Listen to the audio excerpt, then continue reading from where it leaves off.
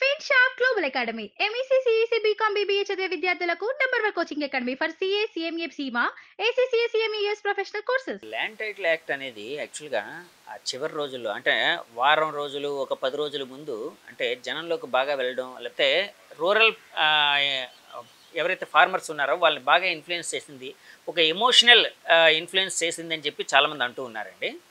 Sir యాక్చువల్గా land titling act ఇందాక మీరు అన్నట్టు నీతి ఆయోగ్ వల్ల వాళ్ళు ప్రవేశపెడదామని చెప్పి ఒక రకమైన ఏదో తయారు చేశారు, ఒక డ్రాఫ్ట్ ఇచ్చారు. సో దానికోసం మాట్లాడాల్సి వస్తే వాళ్ళు నీతి ఆయోగ్ వల్ల ఏదైతే ప్రపోజ్ చేశారో ఆ డ్రాఫ్ట్ అనేది మంచిదా అంటే మీ ఉద్దేశంలో అంటే ఏ విధంగా ఉంటుంది అని, అంటే అది జనాలకి హెల్ప్ చేసే విధంగా ఉందా లేకపోతే ఏదైనా నష్టం చేసే విధంగా ఉందా అని భావిస్తున్నారా సార్? ఎందుకంటే భూమి అన్నది చాలా ముఖ్యమైన అంశం.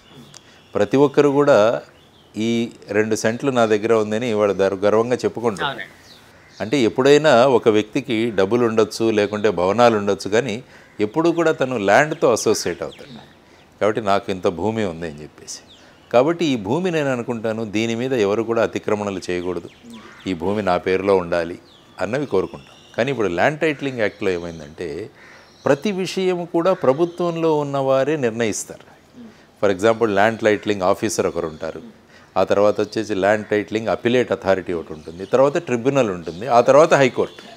అంటే ఏమవుతుందంటే ఇప్పుడు ఫర్ ఎగ్జాంపుల్ పరిపాలనలో ఉన్న ప్రభుత్వంలో ఉన్న వ్యక్తులు ఈ భూమి మాకు ఇంట్రెస్ట్ ఉంది కాబట్టి దీని మీద ఏదైనా అబ్జెక్షన్ తీసుకోండి అంటే సపోజ్ అక్కడ అబ్జెక్షన్ పెట్టారనుకోండి, ఆ తర్వాత ఏమవుతుందంటే మీరంతా కూడా ఈ యంత్రాంగం నుంచే వెళ్ళాలి.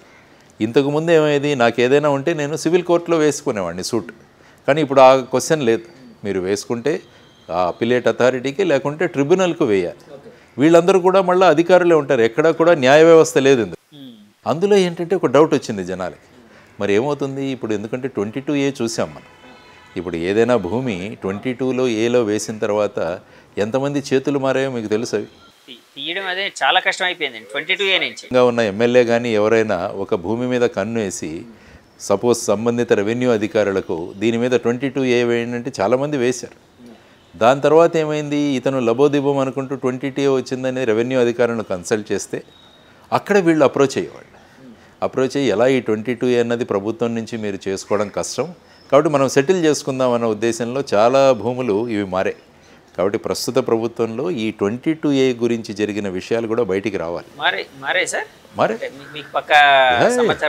22A అంటే ఒక పెద్ద బ్రహ్మాస్త్రం అయిపోయింది అప్పుడు. అదే అండి, అవును, చాలా సార్లు అన్నారు, చాలా మంది అనేవారు దాని మీద మీకు ఇలాగ మారినట్టు. చూడండి, కావాలంటే దాని మీద ఒక కమిషన్ వేసో లేకుంటే ఏదైనా ఒక టీం వేసి కూడా దీని నుంచి చేయాలి. ఈ 22A వేసిన తర్వాత ఎన్ని భూములు ఎవరి చేతులు మారాయి అన్నది కూడా తీసుకురావాలి.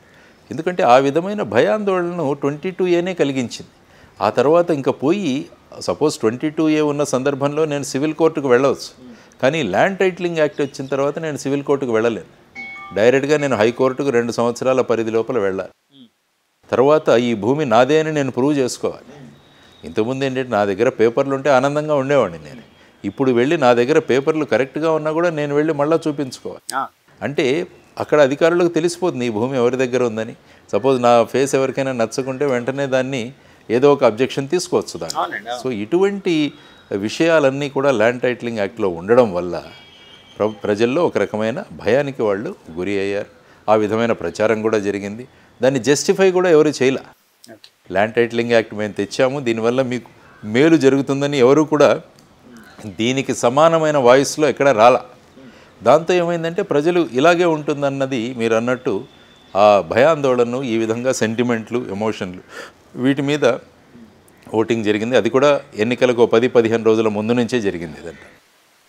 సార్ ఇప్పుడు 22Aకి సంబంధించి మీరు అన్నారు కదండి, అలాగే ల్యాండ్ టైటిల్ యాక్ట్ కోసం కూడా మనం మాట్లాడుకున్నాం. సో ల్యాండ్ టైటిల్ యాక్ట్ అనేది అంటే యాక్చువల్గా సెంట్రల్ గవర్నమెంట్ అంటే నీతి ఆయోగ్ వాళ్ళు ఒక ముసాయిదాగా తీసుకుని వచ్చారు.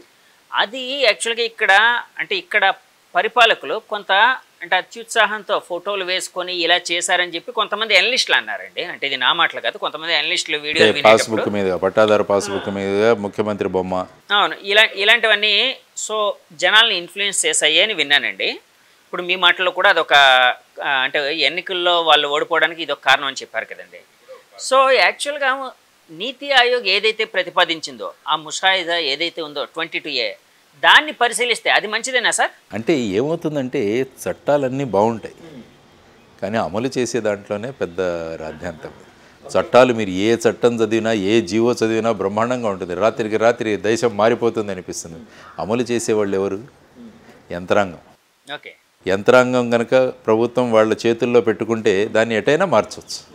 అందుకనే ప్రతి చోట కూడా జ్యుడిషియరీని మనం మధ్యలో పెడుతుంటాం. Okay okay. అంటే ఒక స్వతంత్రంగా ఉన్న న్యాయ వ్యవస్థని మీకు ఏదైనా జరిగితే, అంటే ఇలాగా ప్రభుత్వంలో ఉన్నవాళ్ళు యంత్రాంగము కుమ్మక్కైతే ఒక మనిషి ఎక్కడికి వెళ్ళగలడు? కాబట్టి వెంటనే వాళ్ళకు రిలీఫ్గా ఒక జ్యుడిషియల్ సిస్టమ్ ఉంటుంది. నేను జ్యుడిషియల్ మ్యాజిస్ట్రేట్ దగ్గర, అంటే నేను సివిల్ కోర్టులో నేను వెళ్ళి వేయగలను, కానీ ఇందులో సివిల్ కోర్టులో జోక్యమే లేదని చెప్పారు. సో దానివల్ల ప్రజలు భయాందోళనకు గురి అయ్యారు. చట్టం బాగానే ఉండొచ్చు, అంటే మీకు సర్వే చేస్తారు, ప్రతి భాగాన్ని ఇది రెసిడెన్షియలా కమర్షియలా అని డివైడ్ చేస్తారు, ఆ తర్వాత అక్కడ బౌండరీస్ ఉంటాయి, ఆ తర్వాత ఇవన్నీ చూడడానికి చదవడానికి బాగుంటుంది. కానీ యంత్రాంగం ఏం చేస్తుందన్న భరోసా లేదు కదా ప్రజలకి. యంత్రాంగం మీద భరోసా లేదు. అంటే వీళ్ళు ప్రభుత్వం యొక్క చేతుల్లో ఉంటారు, వాళ్ళు నడిపించినట్టు నడిపిస్తారన్నది జనరల్గా ఇంప్రెషన్. సో మంచివాళ్ళు ఉంటారు యంత్రాంగంలో, దెర్ ఇస్ నో డౌట్.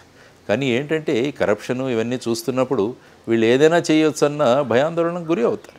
ఎప్పుడైతే మనం ఇండిపెండెంట్గా ఉన్న జ్యుడిషియరీని పక్కకు పెడతామో అక్కడ ఇంకా అనుమానాలు ఎక్కువ. ట్రిబ్యునల్లో కూడా ఎవరు జ్యుడిషియల్ అధికారులు లేరు, అందరూ కూడా రెవెన్యూకి సంబంధించిన వాళ్ళే.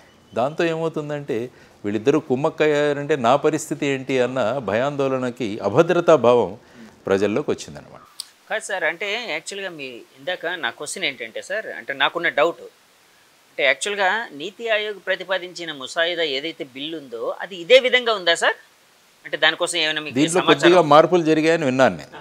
అంటే 3 సంవత్సరాలు పీరియడ్ ఇస్తే అందులో 2 సంవత్సరాలు ఇస్తే 3 సంవత్సరాలు, ఈ విధంగా కొన్ని మార్పులు జరిగాయని విన్నా. యాక్చువల్గా నేను చూసినప్పుడు ఆల్మోస్ట్, ఎందుకంటే ముసాయిదా చట్టం బాగానే ఉంటుంది కానీ అమలు చేసేవాళ్ళు సక్రమంగా ఉండాలి కదా. అది ఎప్పుడైతే ప్రభుత్వ యంత్రాంగమే అమలు చేస్తుంది ప్రతి స్టేజ్లో అనేసరికి డౌట్ వస్తుంది.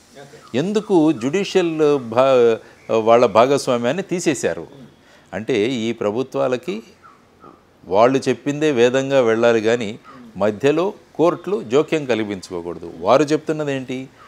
కోర్టులలో 60% కేసులన్నీ కూడా సివిల్ కేసులు. దానివల్ల ఈ స్థాయిలోనే మనం కోర్టులోకి వెళితే ఈ పెండింగ్లో పడిపోతాయి.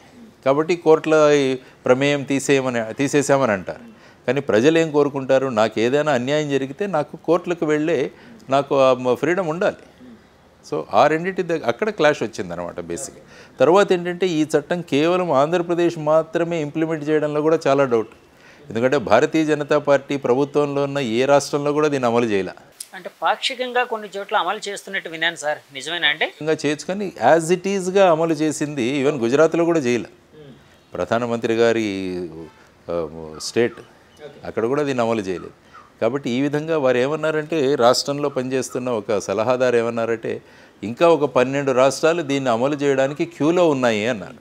అంటే అమలు చేయలేదు, అమలు చేసేదానికి ఆ విధానంలోకి వెళుతున్నారన్నారు తప్ప అమలు ఎవరు చేయలేదు. కాబట్టి ఈ ల్యాండ్ టైటిలింగ్ యాక్ట్ చుట్టూ కూడా ఈసారి ప్రచారం, ఎక్కడైతే తెలంగాణలో ధరణి పోర్టల్ మీద జరిగిందో, ధరణి పోర్టల్ గురించి కూడా చాలా ప్రచారం జరిగింది తెలంగాణలో.